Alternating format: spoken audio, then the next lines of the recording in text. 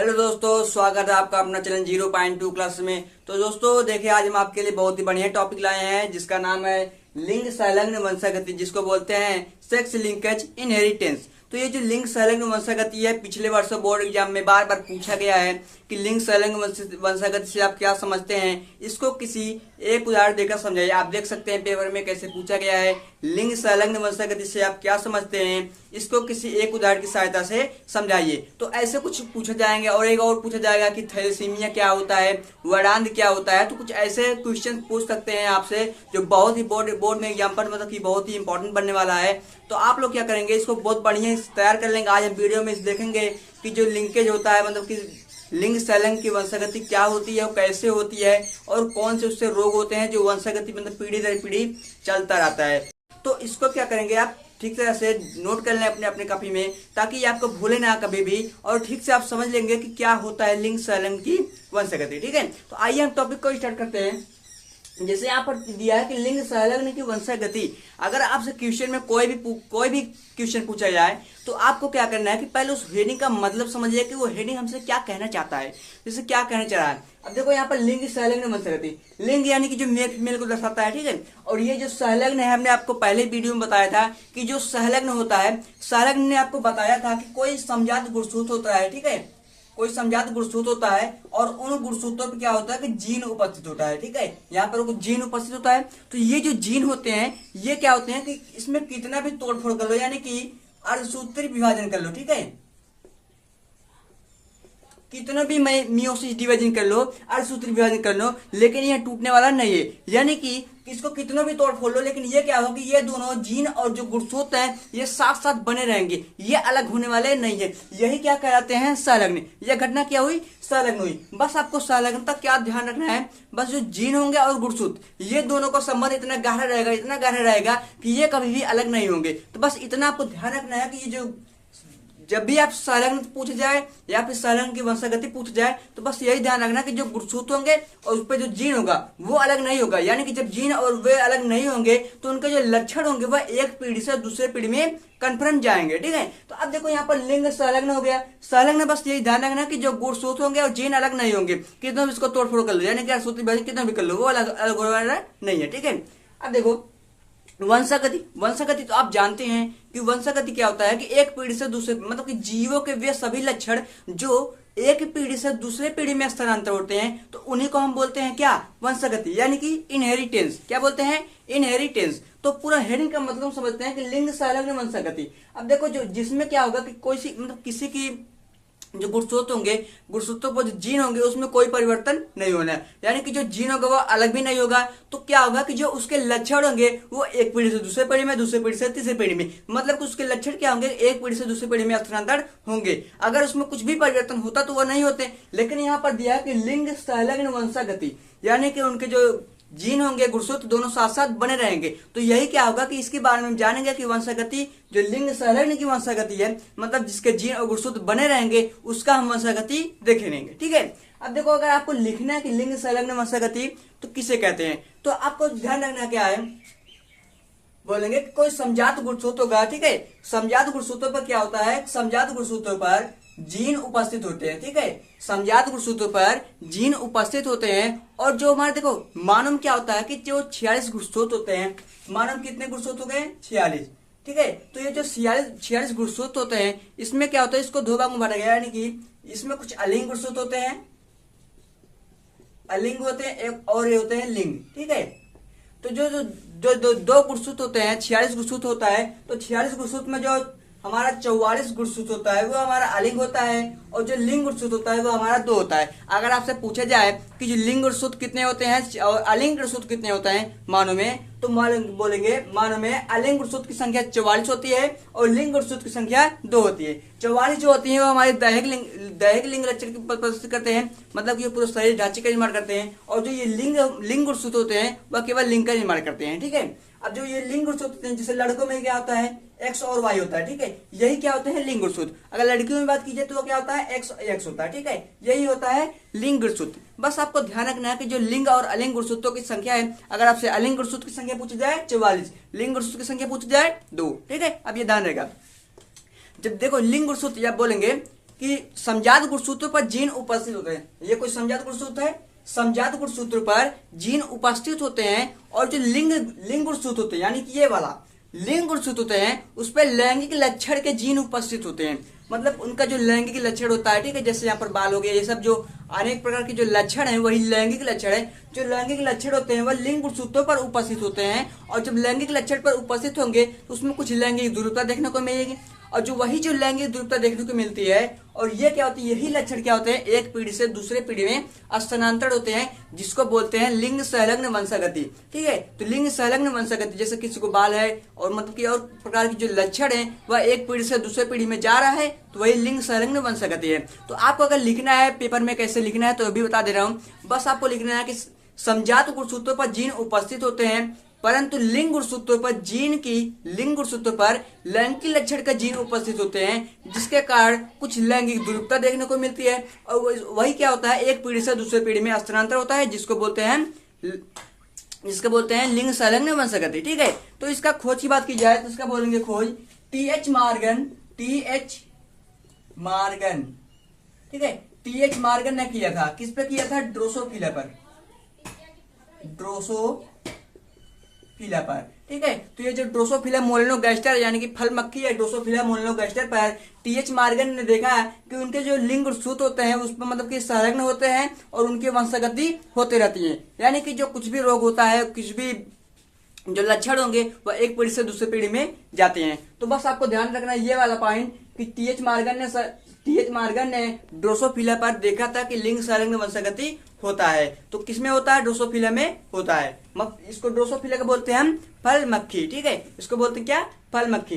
अब देखो जो मानव में लिंग संलग्न की वंशागति है, मानव में लिंग संलग्न की वंशागति। अब देखो मानव में लिंग संलग्न की वंशागति, जब किसी पर मतलब कोई गुणसूत्र होगा, गुणसूत्र पर जीन उपस्थित होंगे, वह बने रहेंगे, कितना भी तोड़ फोड़ लो वो अलग अलग नहीं है, तो वो क्या होगा, वो एक पीढ़ी से दूसरे पीढ़ी में कन्फर्म लक्षण जाएंगे। ठीक है, तो यही क्या होगा कि जब मानव में देखा गया, जैसे कोई रोग हो गया, ठीक है, जो वंशागति हो, जैसे हो गया हीमोफीलिया, वर्डान हो गया, थैलेसीमिया हो गया, ये सब जो रोग है वो क्या होती है कि वे एक पीढ़ी से दूसरे पीढ़ी में जाते हैं। तो यही क्या होता है कि इसके बारे में बताना है कि जो मानव में जो लिंग संलग्न वंशागति है वह कौन से रोग होते हैं जो एक पीढ़ी से दूसरे पीढ़ी में जाते हैं। तो उसका कुछ उदाहरण देकर समझाना है। जैसे कुछ क्वेश्चन में पूछा था कि लिंग संलग्न वंशागति से आप क्या समझते हैं, इसको किसी एक उदाहरण द्वारा समझाइए।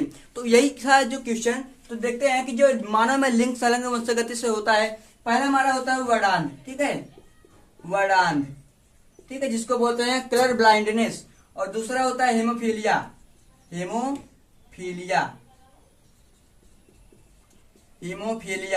और होता है थैलेसीमिया। तो आज हम देखेंगे जो तीन जो डिसीज है, मतलब कि डिसीज है, जो रोग है हमारा, ये हमारा वंशागति रोग है जो लिंग संलग्न वंशागति के अंतर्गत आता है, यानी कि जो एक पीढ़ी से दूसरे पीढ़ी में जाते हैं, तो ये हमारा वंशागति रोग है। तो अभी हम देखते हैं कि वर्धनता क्या होता है, हीमोफीलिया क्या होता है, थैलेसीमिया क्या होता है। तो पहले हम देखते हैं वर्धनता क्या होता है।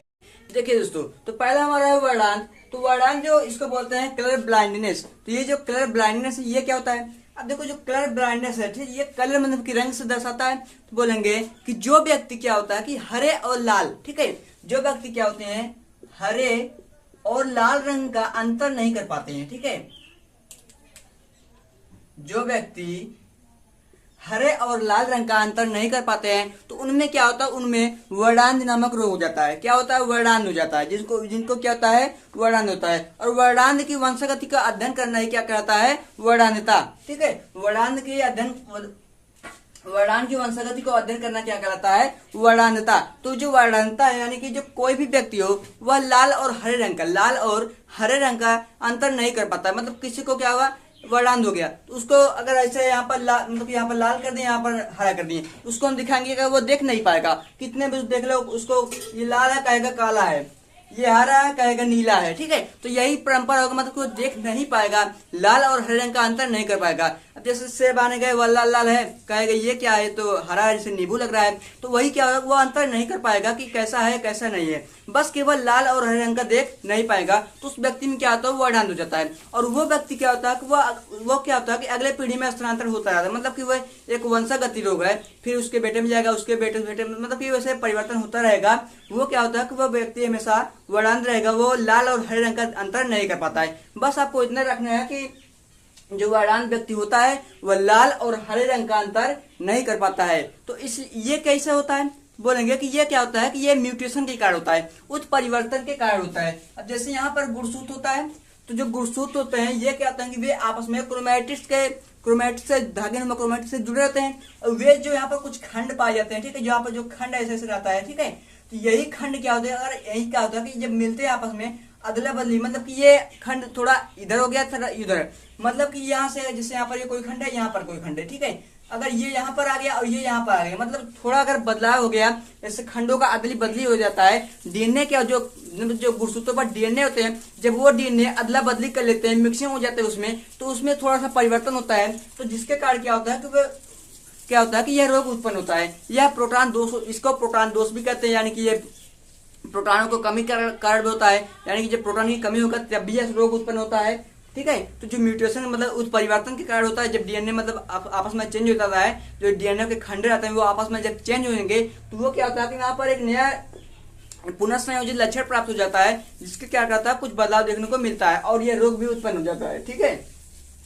अब देखो जो कलर ब्लाइंडनेस है, इन लोगों क्या करते हैं कि यह जो गोरी प्रजाति होते हैं, गोरी प्रजातियां मतलब जो गोरे लोग होते हैं, उनमें क्या होता है, उनमें 8% क्या होता है, ज्यादातर 8% आता है, ठीक है, यानी कि 8% तक होता है। और जो काले प्रजाति होते हैं, काले लोग होते हैं, उनमें कम होता है, यानी कि 4% होता है, ठीक है। जो मतलब कि जो वर्णांध होता है, वर्णांध रोग होता है, वह गोरे प्रजातियों में 8% और जो काले प्रजाति होते हैं उसमें 4%, ठीक है। अब देखो जो वर्णांध हो गया, तो वर्णांध को क्या करते हैं, कोई व्यक्ति वर्णांध है उसको क्या करते हैं, रेलवे स्टेशन, हवाई जहाज, मतलब कि जहाँ लाल हरा से जो संबंध होता है वहां पर उनको जाने नहीं देते हैं। जैसे आर्मी उर्मी हो गया और कई जगह हो गया, तो देखने को वहां पर जाने नहीं देंगे, क्योंकि वह लाल और हरे रंग का पता नहीं कर पाते हैं, तो इसलिए उनका एंट्री नहीं लेते हैं, ठीक है।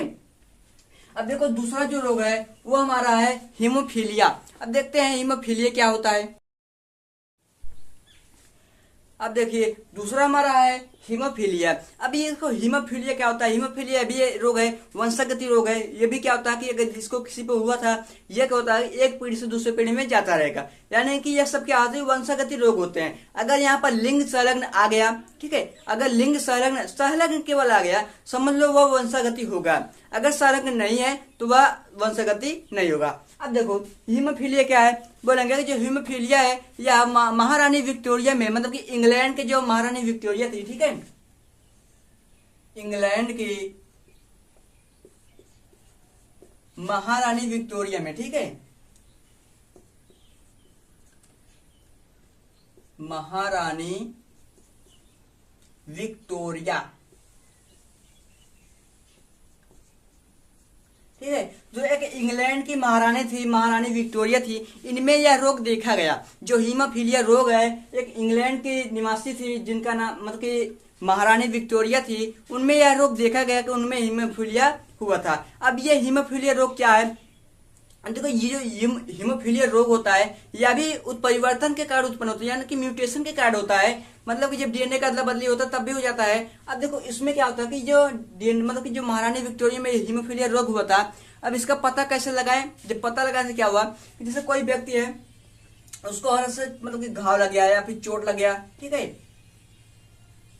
घाव या चोट लगने पर, जैसे कोई व्यक्ति है उसके यहाँ पर उंगली में हल्का सा चोट लग गया, मतलब कट पिट गया, तो वो क्या करेगा, वहां पर जो ब्लड होता है, रक्त होता है, उसका बहाव चलता रहेगा, ठीक है, मतलब कि आधे घंटे से 24 घंटे तक क्या होता है ऐसे बहता रहेगा, खून टपाटप गिरता रहेगा। लेकिन ये क्या होता है कि बंद नहीं होता है, मतलब कितने भी मतलब 2 घंटे हो गए, 3 घंटे हो गए, 4 घंटे हो गए, 5 घंटे हो गए, लेकिन क्या उनका लगातार खून बहता रहता है, बंद नहीं, तो उसको उसका थक्का नहीं जमता है, तो उसको क्या होता है हीमोफीलिया। अगर देख लेंगे गाँव में किसी मतलब आस पड़ोस में किसी, ये बहुत कम होता है, ठीक है, इससे आपको देख लिया कि उसका थक्का नहीं जम रहा है, बहुत देर तक से 5 हो गए 6 घंटे हो गए ऐसे चलता रहा, हल्का सा कट गया, तो खून उसका बहता रहेगा, तो बंद नहीं होता है, उसको समझ लो क्या हुआ हीमोफीलिया। तो हीमोफीलिया जब होता है उसमें क्या होता है, हीमोफीलिया का कोई भी घाव, साधारण घाव या चोट लग जाता है तो उसका जो ब्लड होता है उसका बहना प्रारंभ रहता है, थक्का उसका नहीं जमता है, उसको समझ लो क्या होता है हीमोफीलिया। तो बस उसका लक्षण यही है कि जो मतलब कि ब्लड रहेगा वो बंद रुकेगा नहीं, उसका थक्का नहीं जमेगा, बस यही लक्षण होता है कि जो रोग होगा वंशागति होगा, और वो रोग जो होता है हल्का सा कटने पर क्या होता है उसका थक्का, रक्त का थक्का नहीं जमता, उसको क्या बोलते हैं हेमोफीलिया। यह भी क्या होता है, वंशगति। आपसे अगर ऐसे पूछ लिया हेमोफीलिया क्या है, तो बस हेमोफीलिया को आप लिख सकते हैं। हेमोफीलिया को सर्वप्रथम इंग्लैंड के रानी विक्टोरिया में देखा गया था। फिर ये क्या हुआ कि इनके बेटों में गया, इनके बेटे से पौत्रों में गया। ये लक्षण वंशगति होते हैं। यही सब लिख कर क्या करेंगे, फिर यहाँ पर बता देंगे लक्षण में क्या लिखेंगे कि जब किसी को साधारण चोट लग जाता है तो वो क्या होता है कि उसका रक्त का थक्का नहीं जमता, वो हमेशा लगातार बहता रहता है, तो उसी को बोलते हैं हम हेमोफीलिया।